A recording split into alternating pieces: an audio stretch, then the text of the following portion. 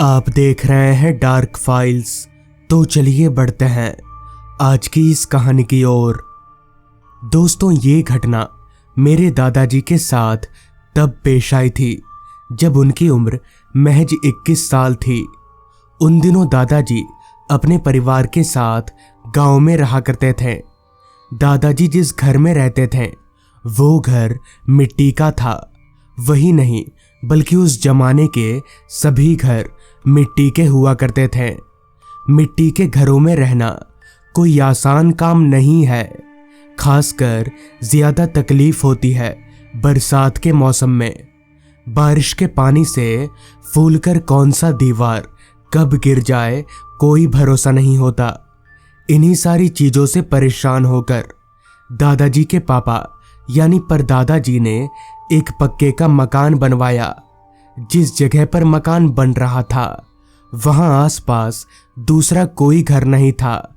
मतलब ये कि वो घर आबादी से बहुत दूर था। क्योंकि मेरे परदादा जी को ऐसी शांत जगहें बहुत पसंद थीं। हालांकि वो घर लगभग बनकर तैयार हो चुका था, मगर अभी दादाजी ने उस घर में रहना शुरू नहीं किया था। बरसात का मौसम था, चारों तरफ बस पानी ही पानी था। एक बार दादाजी अपने बाकी दो दोस्तों के साथ गांव के चौपाल पर बैठकर बातें कर रहे थे।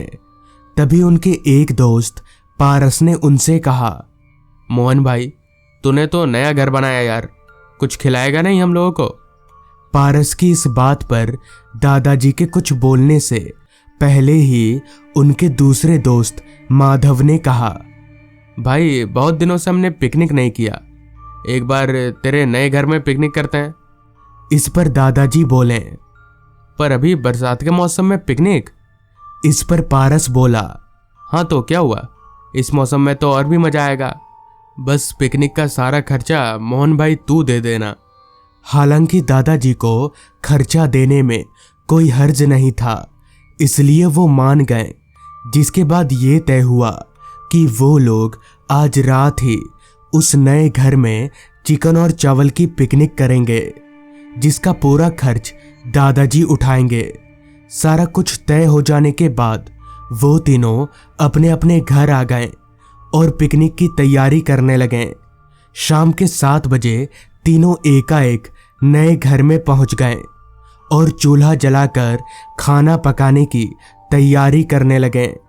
चूंकि उन तीनों में से सिर्फ पारस को ही खाना बनाना आता था, इसलिए वही खाना बना रहा था। बाकी बचे दादाजी और माधव आपस में बातें कर रहे थे। चूंकि उस समय गांव देहातों में बिजली की सुविधा नहीं थी, इसलिए उन लोगों ने रोशनी के लिए घर में लालटेन जलाया था। तीनों मजे से आपस में गप्पे लड़ा रहे थे। इतने में ही दादाजी ने पारस से कहा, पारस भाई, कोई भूत की अच्छी सी कहानी सुना तो। इस पर माधव बोला, भाई बिना भूत की कहानी सुने भी तो पिकनिक हो सकती है ना? इस पर दादाजी माधव से बोले, क्यों, तुझे डर लग रहा है क्या? इससे पहले कि माधव इस बात पर कोई जवाब दे पाता, पारस बोल पड़ा, सुना है इस घर के सामने जो रास्ता जाता है वो भूतिया है। मतलब बहुत लोगों का कहना है कि बरसात के मौसम में उन्होंने इस रास्ते पर किसी चुड़ैल को देखा है। कहते हैं कि वो चुड़ैल इसी रास्ते पर रोते हुए भटकती रहती है। सारी बात सुनकर दादाजी ने माधव की तरफ देखा तो माधव डरी हुई निगाहों से कमरे की खिड़की से उसी रास्ते की तरफ देख रहा था। फिर दादाजी ने कहा, नहीं, ये सब फालतू बात है, भूत चुड़ैल ये सब कुछ नहीं होता, मैं नहीं मानता। इस पर पारस बोला, मानता तो मैं भी नहीं हूं, पर बहुत से लोग बोलते हैं कि उन्होंने देखा है इस रास्ते पर। खैर, तब तक खाना बनकर तैयार हो चुका था। कहानी का माहौल ठीक से जमा नहीं, इसलिए तीनों खाना खाने बैठ गए। अभी वो तीनों खाना खा ही रहे थे कि तभी बाहर बहुत तेज बारिश आ गई, वो भी तेज तूफान के साथ। हवाओं की रफ्तार इतनी तेज थी जैसे सब कुछ तबाह कर देंगी। तब तक रात भी काफी हो चुकी थी। खैर उन तीनों ने जमकर खाना खाया और खाना पीना हो जाने के बाद जहां पारस और दादाजी उसी घर में सोने की तैयारी कर रहे थे, वही माधव अपना छाता लेकर पता नहीं दरवाजे से बाहर क्या देख रहा था। तभी जब दादाजी की नजर माधव पर गई तो उन्होंने पूछा, क्या हुआ, बाहर क्या देख रहा है? तो इस पर माधव बोला, अरे यार, मुझे घर जाना था, पर बारिश इतनी तेज है, कैसे जाऊं? इस पर दादाजी बोले, जा, चला जा, छाता तो है तेरे पास। अगर रास्ते में वो चुड़ैल मिले तो उसे भी घर लेते जाना।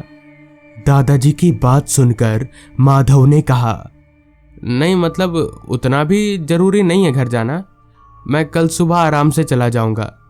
इतना बोलकर माधव ने घर का दरवाजा बंद किया और छाता फेंक कर दादाजी और पारस के पास आ गया। उन तीनों ने फर्श पर बिस्तर लगाया और वहीं लेट गए। बारिश अभी भी हो ही रही थी। अगर ऐसे ही लगातार बारिश होती रही तो कल सुबह तक पुलिया का पानी सबके खेतों तक पहुंच जाएगा। अभी दादाजी ये सोच ही रहे थे कि तभी पारस ने कहा, देखो, अगर तुम लोगों को किसी के रोने की आवाज आए तो अकेले बाहर मत निकल जाना, सबको उठाना। कुछ देर तक तो वो तीनों आपस में बातें करते रहे, मगर फिर कब किसकी आंख लग गई किसी को कुछ याद नहीं। पता नहीं कितनी देर बाद, मगर जब दादाजी की आंख खुली तब उनके कानों में किसी के रोने की आवाज आ रही थी। आवाज सुनकर दादाजी हड़बड़ाते हुए उठकर बैठ गए और सोचने लगे कि कहीं पारस की बात सच तो नहीं है, कहीं वो चुड़ैल सच में तो इस रास्ते पर नहीं भटकती। यही सब सोचते हुए दादाजी ने एक नजर अपने दोस्तों की तरफ देखा तो वो सभी घोड़े बेचकर सो रहे थे। लिहाजा दादाजी अपनी जगह से उठकर खड़े हुए और कमरे की खिड़की के पास जाकर बाहर रास्ते की तरफ देखने लगे। तो जैसे ही उन्होंने खिड़की से बाहर देखा तो एक पल को उन्हें ऐसा लगा जैसे वो कोई सपना देख रहे हैं, कोई बुरा सपना। क्योंकि घर के बाहर उसी रास्ते पर कोई औरत रोते रोते आना जाना कर रही थी, यानी इधर से उधर चल रही थी। उस औरत की शक्ल इतनी ज्यादा भयानक थी कि दादाजी उसे ज्यादा देर तक देख भी नहीं पा रहे थे। उसकी एक आंख लाल चमक रही थी तो एक आंख काली पड़ चुकी थी। तभी चलते चलते वो औरत एकदम से रुकी और एकदम से दादाजी की ओर पलटी। दादाजी ये नज़ारा बर्दाश्त नहीं कर पाए और उनके मुंह से चीख निकल गई। दादाजी की चीख सुनकर पारस और माधव दोनों जाग गए और भागकर दादाजी के पास आए तो बाहर उस चुड़ैल को देखकर वो दोनों भी दंग रह गए। अब तक वो चुड़ैल खिड़की के बेहद नजदीक आ चुकी थी। उन तीनों को समझ नहीं आ रहा था कि अब क्या करना चाहिए। माधव लगभग रोने रोने पर आ गया था। तभी अचानक वो चुड़ैल अपना हाथ खिड़की के अंदर घुसाने लगी। इतने में ही पारस ने पास की दीवार पर टंगी लालटेन को उस चुड़ैल के सामने कर दिया। लालटेन देखकर वो चुड़ैल एकदम से पीछे हट गई और एक अजीब सी भाषा में कुछ बोलकर वहां से गायब हो गई। लेकिन वो लोग अभी भी बहुत डरे हुए थे। उन्हें समझ नहीं आ रहा था कि इस घर में अब रुकना चाहिए या नहीं। तभी पारस बोला, हमें कुछ नहीं होगा, बस एक लालटेन रखना जरूरी है, वो चुड़ैल आग के सामने नहीं टिक पाएगी।